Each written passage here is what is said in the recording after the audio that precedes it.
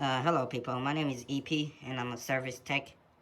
So today I'm gonna teach you guys about like how to change like a filter in the furnace. And the first thing you do, safety first, you have to turn off the switch. And you go right here,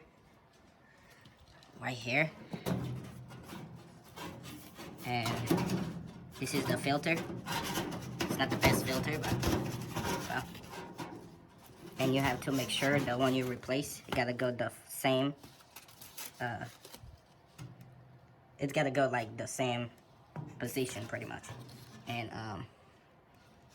and uh, and you normally I get multiple of them right here, and I'm gonna grab me one where the blower fan, because it got a bunch of like it's different from the inside and outside of it. So make sure you go to the right way. And then after you go right here to turn on the switch. And then boom, it's good to go.